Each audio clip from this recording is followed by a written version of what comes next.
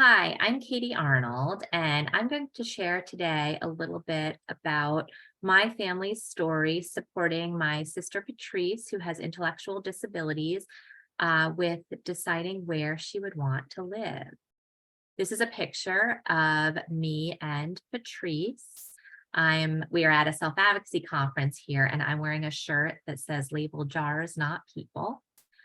And our story as a family we really started thinking about different living situations for my sister Patrice when the rest of my siblings, Patrice is the middle of all five of us, when we all started moving out of our family home, moving away from our parents, moving to college, or just to establish our own homes and our own families. And Patrice was left behind. And our family started thinking about and then talking about the future, especially as our parents were getting older.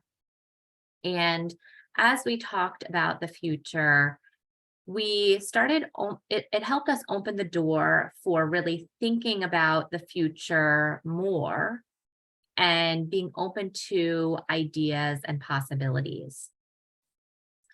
My parents then started exploring different options in the area that my family lives, where Patrice was, and getting information and visiting and talking to people to really explore what the possibilities were.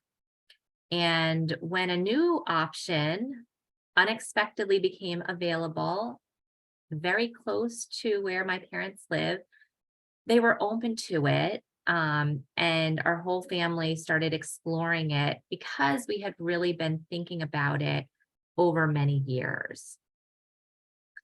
And in the meantime, we had also done a lot to prepare Patrice.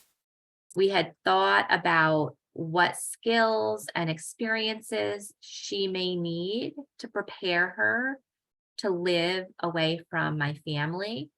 Things like, can she use the microwave? Basic cooking skills, other types of life skills that we really started over time thinking about, and then giving her time to practice and build those skills. And when she was about to move out, our family celebrated. We had a huge party where we had friends and family, and Patrice was so excited. We met some other families that were going to be moving into the same place that Patrice was moving into.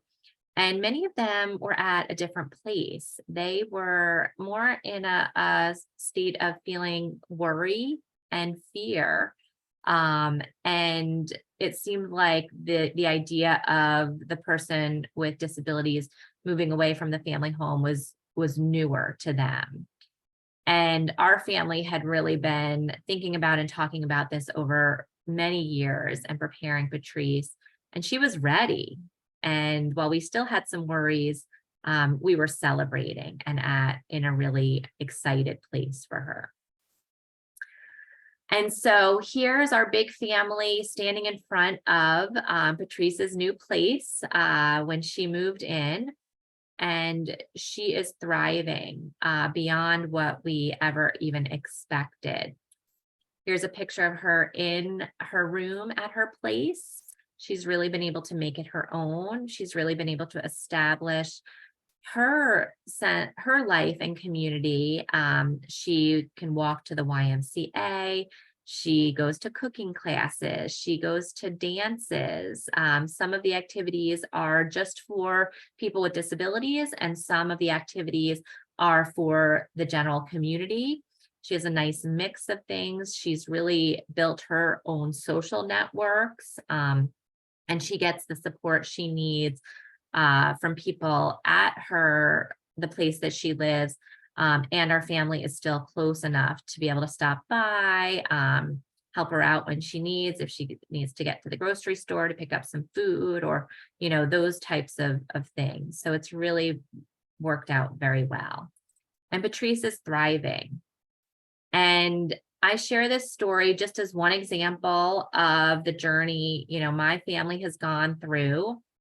It's a hopeful story. Um, you know, every family situation is different.